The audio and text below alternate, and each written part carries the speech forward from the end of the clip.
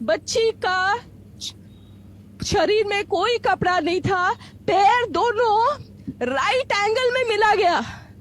Right angle में एक पांव बेड के इस तरफ, एक पांव बेड के इस तरफ मिला गया। जब तक पेल्विक गर्डल नहीं टूटता है, इस तरह दो पांव को नहीं चीरा जा सकता है। আসসালামু আলাইকুম সবাইকে। আপনারা কেমন আছেন? আমি যদি এই প্রশ্নটা এখন আপনাদের সামনে তুলে ধরি, আপনারা সবাই আমার উপরে হাসবেন, কারণ বর্তমানে একের পর এক ঘটে যাওয়া ঘটনাগুলো আমাদেরকে এমনভাবে নাড়া দিয়ে যাচ্ছে, আমরা কেউই মনের দিক থেকে ভালো নেই এবং আমাদের মন থেকে কোনোভাবেই আমরা আতঙ্ক এবং চিন্তাকে দূরে সরাতে পারছি না। কারণ বাংলাদেশের অবস্থা আমরা সবাই জানি, দীর্ঘ 1.5 মাস বৈষম্য বিরোধী আন্দোলন পেরিয়ে আমরা বিজয় এনেছি, কিন্তু গত 2 দিন যাবৎ সবার ফেসবুক ওয়ালে যে ঘটনাটা দেখতে পাচ্ছি আমরা, পশ্চিমবঙ্গে ঘটে যাওয়া একটি ঘটনা মৌমিতা দেবনাথের সাথে ঘটেছে। কেজি কর মেডিকেল কলেজের একজন ডক্টর, 31 বছর বয়সী, সেই ঘটনাটা আমাদের প্রত্যেক বাঙালির মনের মধ্যে নাড়া দিয়ে যাচ্ছে। এই 31 বছর বয়সী মহিষী নারী ছিলেন মৌমিতা দেবনাথ। তিনি কেজি কর মেডিকেলের একজন ডাক্তার। তিনি সৎ পথে তার পড়াশোনা শেষ করে ডাক্তার নাম প্লেটটা তার নামের পাশে যুক্ত করতে চেয়েছিলেন। কেজি কর মেডিকেলের কিছু শিক্ষার্থী টাকার বিনিময়ে ডক্টর নেমপ্লেটটা চাচ্ছিল বা কিনছিল। এই ব্যাপারে মৌমিতা দেবনাথ দিদি জানতে পেরে এই ব্যাপারের প্রতি প্রতিবাদ জানালে তার প্রতি সবাই হয়ে যায় ক্ষিপ্ত। প্রায় 10 থেকে 12 জন মিলে তাকে গণধর্ষণ করে। এই গণধর্ষণে সামিল হয় তারই একজন মেয়ে কলিগ, যে ছিল তার খুবই কাছের একজন বান্ধবী বলতে পারেন। এখানে প্রমাণ কি পায় জানেন? মেয়েরাই মেয়েদের সব থেকে বড় শত্রু। আচ্ছা, এগুলা বাদ দিলাম, আমরা পুরুষরা কতটা নিকৃষ্ট। আমাদের কাম চাহিদা যখন মাথার মধ্যে জেগে বসে তখন আমরা কতটা হিংস্র হয়ে যাই, চিন্তা করে দেখছেন? একটা মেয়ে মার্ডার হয়ে যাওয়ার পরও তাকে রেপ করা হয়েছে, তার পেলভিসের হাড় ভাঙা না পর্যন্ত তাকে রেপ করা হয়েছে। একটা মেয়েকে কতটা জোরে গলা টিপে ধরলে তার চোখের মনি দিয়ে রক্ত বের হয়, এটা কিন্তু আপনি বা আমি কখনোই বুঝবো না যতক্ষণ পর্যন্ত না আপনার আমার সাথে এই ঘটনাটা ঘটছে। চিন্তা করে একবার দেখেন তো, আজকে মৌমিতা দেবনাথের জায়গায় তো আমার বা আপনার বোন বা মা থাকতে পারতো না। নারীরা কোথায় সেফ?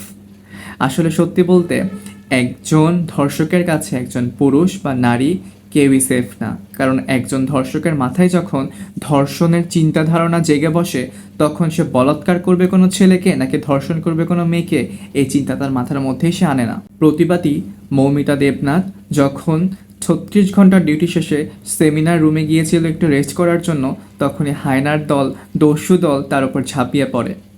1 জন 2 জন না, 10 থেকে 12 জন। তার জরায়ু গহ্বর থেকে 150 গ্রাম সিমেন্ট কালেক্ট করা হয়েছে। একজন পুরুষের সিমেন্টের পরিমাণ থেকে 5 থেকে 6 গ্রাম। সেখানে তার জরায়ু মুখ থেকে বা জরায়ুর ভেতর থেকে যেটাই বলেন না কেন, 150 গ্রাম সিমেন্ট কালেক্ট করা হয়েছে, যেটা হিউজ লেভেলের। তাহলে চিন্তা করেন কতগুলো পুরুষের সিমেন্ট ছিল তার ভেতরে। একটা মেয়ের 2টা রান 2 দিকে চিড়ে দেওয়া হয়েছে।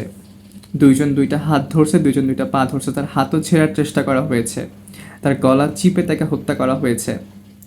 আবার কি সুন্দর, তারা ধর্ষণও করেছে, তারা মেরেও ফেলেছে। তারপর কারসাজিটা সাজিয়েছে সুইসাইড নোট হিসেবে বা সুইসাইড নাম হিসেবে। আমরা পুরুষটা আসলেই কি নিকৃষ্ট না? আমরা হিংস্রর থেকেও, হানাদারের থেকেও, হায়নার থেকেও অনেক বেশি চতুষ্পদ জানোয়ার। নিজে পুরুষ জাতি হয়ে পুরুষকে অপমান করছি কেন জানেন? কারণ আজকে আমাদের জাতিরই কোনো 10 জন পুরুষ একজন সৎ নারীকে নষ্ট করেছে, হত্যা করেছে এবং তাকে ছিঁড়ে কুড়ে খেয়েছে। আসলে মেয়েরা সেফ কোথায়? সত্যি বলতে আমাদের সমাজ ব্যবস্থা ভালো না। আমাদের যদি সমাজ ব্যবস্থা ভালো হতো, কোনো নারী রাত 12টার সময় কাজ থেকে রাস্তা দিয়ে ফেরার সময় তাকে ধর্ষণ হতে হতো না, কোনো নারীকে তার বাবার কাছে ধর্ষণ হতে হতো না, কোনো আপন ভাইয়ের আপন বোনের প্রতি কুনজর থাকতো না। আসলে আমাদের সমাজ ব্যবস্থাটাই খারাপ। আমাদের বৈষম্য বিরোধী আন্দোলনের সময় কলকাতার অনেক কন্টেন্ট ক্রিয়েটর, অনেক জনশিক্ষার্থী আমাদের পাশে দাঁড়িয়েছিল, সাধারণ মানুষ আমাদেরকে সাপোর্ট করেছিল। আমরা যদি এখন মুখ না খুলি, আমরা যদি এখন মৌমিতা দেবনাথকে জাস্টিস না পাইয়ে দেই, এটা আমাদের কাছে লজ্জার হবে। আমরা বাঙালিরা লজ্জায় ভুগতে থাকবো। একটা মেয়ে কতটা কষ্ট পেয়ে মারা গেছে চিন্তা করেন তো। 2016 সালে বাংলাদেশে এমন একটা ঘটনা ঘটেছিল এবং যে মেয়েটার সাথে ঘটেছিল তার চোখের মণি উপড়ে ফেলা হয়েছিল।